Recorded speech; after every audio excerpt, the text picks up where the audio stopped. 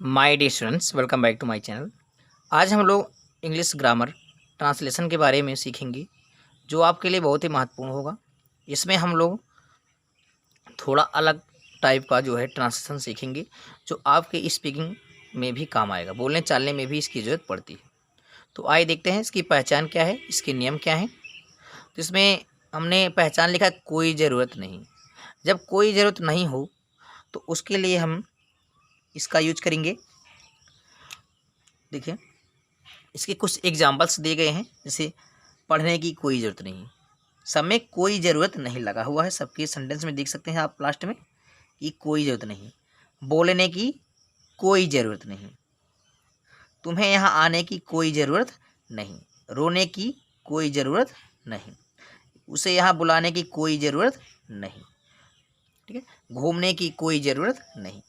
तो ऐसे सेंटेंस अगर आपको मिलते हैं तो उसके ट्रांसलेशन आप कैसे बनाएंगे, उसको स्पीकिंग में यानी बोलने चालने में भी उसको कैसे आप इसका यूज करेंगे, तो इस वीडियो में आप जानने वाले हैं। इस वीडियो को आप एंड तक देखें।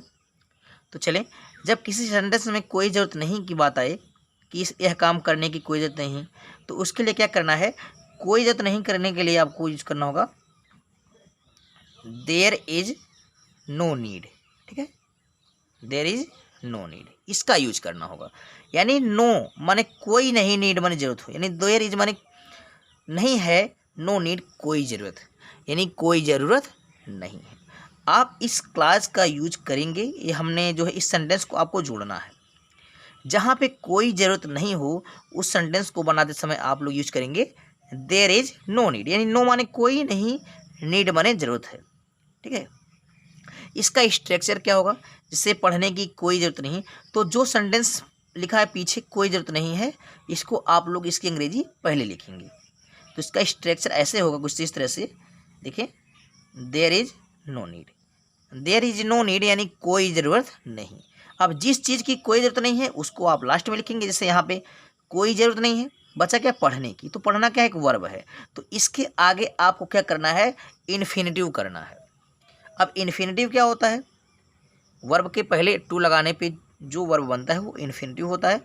आप यहाँ से थोड़ा सा इस तरह से लिखेंगे, टू प्लस वर्ब का फर्स्ट फॉर्म। अब इसी पूरे वर्ब के फर्स्ट फॉर्म को, टू को हम इन्फिनिटिव बोलते हैं।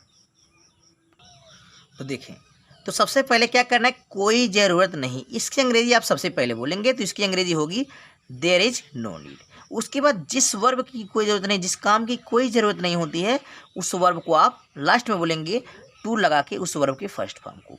वर्ब के फर्स्ट फॉर्म के आगे टू लगा होगा तो उसको बोलते हैं इन्फिनिटिव, यानी क्रियार्थक संज्ञा। जिस वर्ब के पहले टू लगा होता है उसको हम लोग क्या बोलेंगे, इन्फिनिटिव बोलते हैं। तो इसी रूप में आपका स्ट्रक्चर होगा और सबको इस तरह बनाना है। तो आइए देखते हैं कि करके।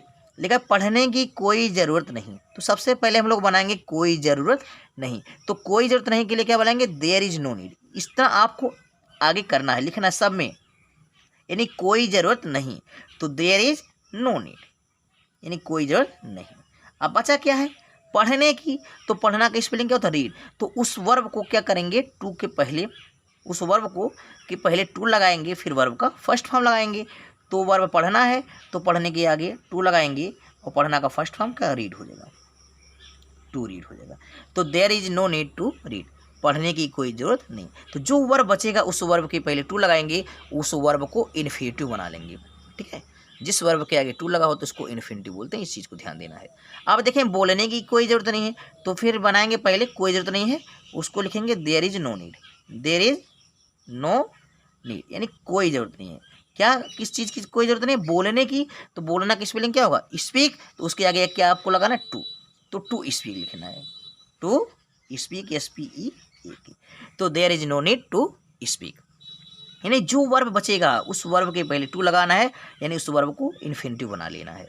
अब देखें, तुम्हें यहाँ आने की कोई ज़रूरत नहीं, तो सबसे पहले आप बनाएंगे कोई ज़रूरत नहीं, इसकी अंग्रेजी हो जाएगी there is no need, there is no need, यानी मतलब इसकी कोई ज़रूरत नहीं है। अब किसकी कोई ज़रूरत नहीं है, अब पहले आपको पता है कि स्ट्रक्चर में आपको टू लगाना है, वर्ब के पहले जो वर्ब आएगा उसके पहले टू लगाना है, तो वर्ब क्या बन रहा है, आने का।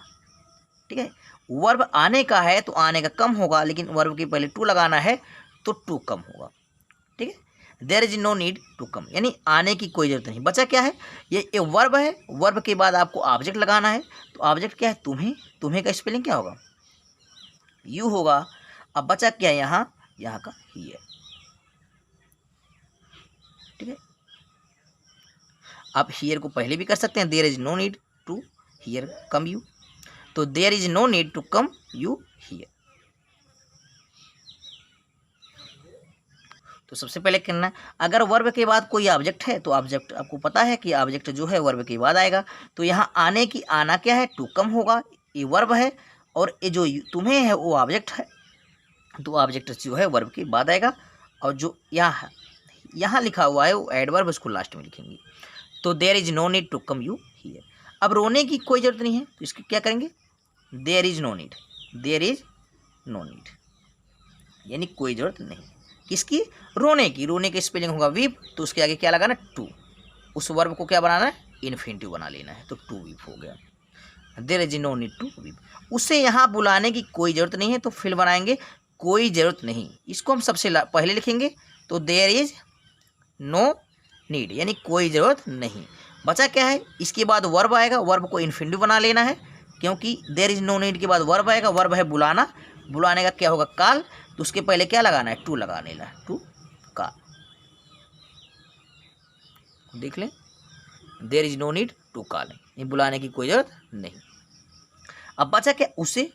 उसे, जो उसे है वो ऑब्जेक्ट है, तो वर्ब के बाद ऑब्जेक्ट होता है, टू कॉल वर्ब है बुलाना, अब उसे क्या होएगा, हिम, वर्ब के बाद ही ऑब्जेक्ट होता है, उसके बाद एडवर्ब लास्ट में लिखते हैं। यहाँ का स्पेलिंग क्या होगा, हियर हो जाएगा, full stop. There is no need, यानी कोई ज़रूरत नहीं है, टू कॉल बुलाना, हिम माने उसे, हियर माने यहाँ, उसे यहाँ बुलाने की कोई ज़रूरत नहीं, वर्ब के बाद ऑब्जेक्ट होता है। फिर लास्ट है यहाँ पर देखिए, घूमने की कोई ज़रूरत नहीं है, तो यहाँ भी कोई ज़रूरत नहीं, तो पहले बनाएंगे देयर इज नो नीड। ठीक है, अब बचा घूमने के, घूमने का वॉक होता है, तो उसके आगे क्या लगाना, टू लगा लेना है, to walk. There is no need to walk, घूमने की कोई ज़रूरत नहीं। तो इस प्रकार जो है कोई ज़रूरत नहीं सेंटेंस को हम अपने बोलचाल में भी यूज कर सकते हैं। उसके आगे हम उसको बनाते समय क्या करना है, देयर इज नो नीड लगा लेना है, जो वर्ब होगा उस वर्ब को इन्फिनिटिव बना लेना है, उसकी वर्ब के आगे टू लगा लेना है, वर्ब के फर्स्ट फॉर्म को लिखना है। अगर उसके बाद कोई ऑब्जेक्ट है तो वर्ब के बाद ऑब्जेक्ट आप लिख लेंगे। तो आई होप ये वीडियो आपको समझ में आया होगा।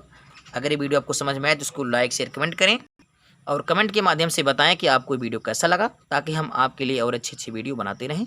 तब तक के लिए take care, thank you, good bye.